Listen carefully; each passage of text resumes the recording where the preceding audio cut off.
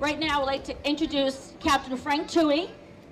We have been trying to get this program off the ground for about the past 2 years. And Frank and I started working together about last year, and he has been a great asset to getting this program going. So without further ado, Captain Frank Tewey. Is everybody having a good time? Let me hear that again. Everybody having a good time? Great. Thank you for coming out. Cheryl, thanks for putting on such a successful event today. My name is Captain Frank Tewey. I'm the commander of the Community Relations Division. And when Cheryl approached me with the safety program, right there, the word safety, we are public safety, so I knew it was something I had to look into. Cheryl has really been the key person to this, putting together the program. And when she said that she wanted to make the community for autism a little bit more safer and that she needed the police department's help, we stepped right up. With the support of Chief Altamari and the county executive, Schuh, we wanted to get this program out and going. So right around May 1st, we're going to launch this program. Today, we're glad to announce it.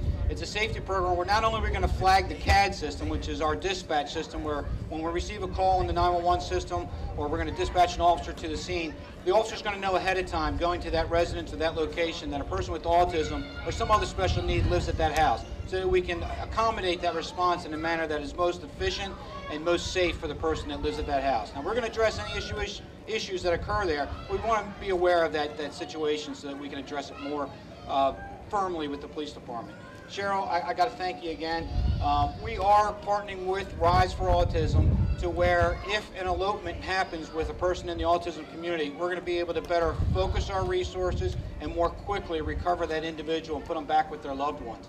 We've had a couple of successes in other counties who have very similar programs, but we're hoping to make ours the best in the model in the area. We always achieve, or always want to achieve, to be the best that we can be, and that's what our goal here is. And with partners and making partnerships like this, we're going to do the best that we can do for the community. And let's just give Cheryl a big hand of applause, please.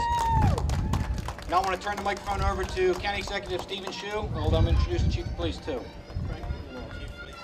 Hi, everybody. Thank you for having me at this wonderful festival. I want to thank Cheryl Antlitz, the volunteers, the organizers and supporters of this event, and also the providers for being here. We really appreciate all that you do to support the community. The timing of this festival is obviously perfect. This is Autism Awareness Month, and the weather couldn't be better. So what more could you ask for? This event is important for 3 reasons. Number one, it's a great opportunity for all of you to interact with our first responders, our police and fire professionals. And I want to thank all of them for being here today. This is a great chance for you to meet them, to see the equipment, to try on a police uniform, to see our K-9 unit in action. And we appreciate your opportunity to interact with the professionals in our public safety area because we are so proud of them.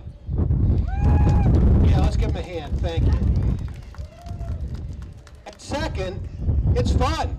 What a wonderful festival. Face painting and moon bounce and popcorn and wow, everything that I like on a Sunday afternoon, I know that.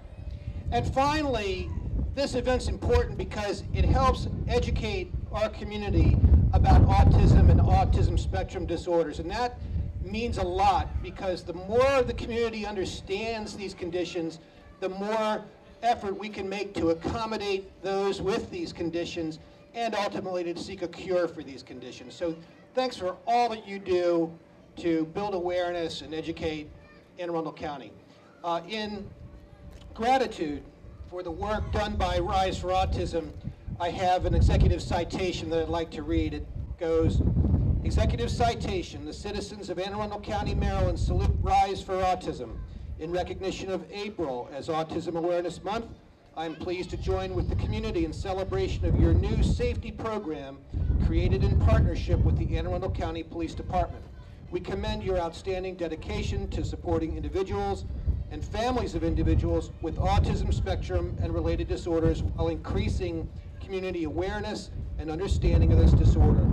We extend to you our sincere thanks for the difference you make in Anne Arundel County and wish you the best in all your future endeavors. I just want to repeat very quickly how committed we are to this program. As we look at public safety, we have to remember that we have to serve every facet of the community, And when we see a need like this, it's a no-brainer for us to get on board, become total partners, and embark upon the journey that we're all going through together to make this a great place to live for everybody. Thank you for coming out. 12 years ago, I was blessed with my son, Scott Antlitz. He was diagnosed at 18 months. For years, I went to conferences, workshops. I traveled to learn as much as I could about the medical aspect and other therapies that would benefit him. And then when I realized there were some services lacking in our community, my goal was then to see how we can get not so much services for him, but to educate and get our community ready to support all the kids with special needs. Rise for Autism stands for resources, interventions, support, and education. We offer conferences around the county, we offer financial assistance, and we are going to be offering services and a center in the near future. This is my 17th year working with individuals with autism. I have worked in different states and different counties, and I worked with Cheryl's son for several years in the home-based setting, but I've also done it in school-based settings and more clinical programs.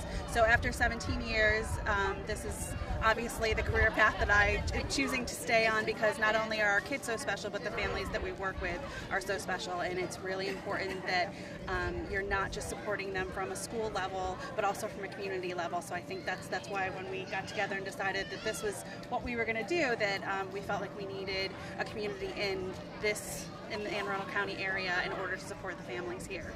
We actually started this discussion in 2011, and when we started Rise for Autism, one of the first initiatives that we had was to bring something like this to Anne Arundel County. It does exist in some other counties that are adjacent to us or a little bit further out, and we just felt like it was really important considering the waterways that our children have access to in this area. So it's actually been, although it's been a really concentrated, focused effort over the last 2 years, it was one of the first initiatives that we had when we began as a nonprofit in 2011. Geofencing is where, if we're here in this fence area or in this building, I can set a 20-foot radius around this area. If my son goes outside of that, I will get a text. So that we are having some control on our end as parents to better keep track of them, so that it doesn't always go to a true 911 call. It almost looks like a Fitbit. And these are tracking devices that will also be in sync with the CAD system and the police department, that parents will also be able to do some geofencing and some control on their end, and then if there's a true elopement, they will call 911, and the police will start pinging them that second. Most people didn't know what I did, or they had no idea, no understanding when I first started doing this, but there is a much better level of awareness, and I think we still have a way to go on the understanding, but as far as awareness and acceptance, I think we're moving in the right direction, and hopefully Rise for Autism will be able to bring in the education not only for families of individuals and services for individuals, but also more awareness and education for the community around us, so we really can build just a very supportive environment. For more information, you can visit riseforautism.com. Our website offers resources. We have events. We have sensory events that kids can come to like this. We have like a pancake breakfast with Santa and other events throughout the year that kids can just be themselves out in the community. So we adapt the event and community specifically for kids with special needs. Whoa! Look, radio in here, and lights. We'll put the hat on. Wow! How's he with hats? Yeah. Want to do the hat? Oh, look at that. No. So we have a family member, our beautiful family member Scott, who's affected by autism. And so our family has come together to support Scott and other individuals with autism in any way that we can. And so getting the word out and increasing awareness is a wonderful thing that we can do as a family, and get the word out to the community. Oh, I've been involved with autism for a long time as a Maryland State delegate. This is something that's come to the attention of the General Assembly in a big way in the last decade, and we're doing all we can within all levels of government to support families and individuals with autism and autism spectrum disorders. This festival is a wonderful event. It is fun. There's face painting and moon bounce and all sorts of things for the kids to do. It's also a great opportunity to learn about our system of public safety. We have our fire and police personnel here, our K-9 unit, our mobile crisis response unit, opportunities for kids to dress up like a police officer. It's great.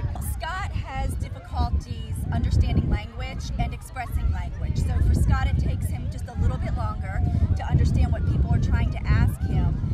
And then it takes him, again, a little bit longer to find the words to express what he's thinking and what he's feeling. So a lot of stimulation can be overwhelming. When he tries to express himself, he can have some difficulties and frustration. So we try to give him lots of time to answer questions, and we use simple language with him, but he understands a lot of information, and so we always treat him with respect, and we never talk about him when he's in the room because he understands a lot just like the rest of us do. It just takes him a little bit more time to process that information and then to respond. It's an opportunity for the community to continue to learn more about autism and autism spectrum disorders. Education and awareness are the key. That's how we'll continue to make the appropriate accommodations for these children and for the adults who suffer from these disorders, and ultimately to lead to a cure.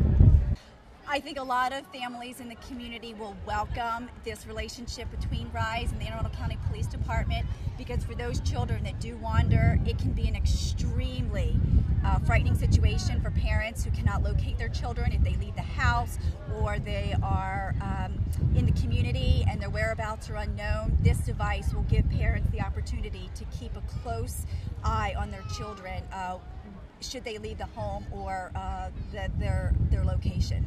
Well, the biggest things that have changed are awareness. The community is aware of these disorders more than at any time in the past, and we're learning how to accommodate and educate children with autism spectrum disorders. And from a public safety standpoint, tremendous strides have been made to assure the safety of these individuals. If you know one person with autism, you know one person with autism. Autism is on a spectrum, and so no two people with autism look alike, and one of the best things that we can do is increase awareness and acceptance. So if you see someone with autism, they want to be loved and respected and supported just like the rest of us do. Well, our dogs are not service dogs. They're therapy dogs. So as a therapy dog, there is really no training. The dog either is instinctual or it's not. And so the breed doesn't really matter. What matters is the intuitiveness of the dog. And they're very bright and very intuitive. And as far as dealing with children with autism, it is as with any illness. The dog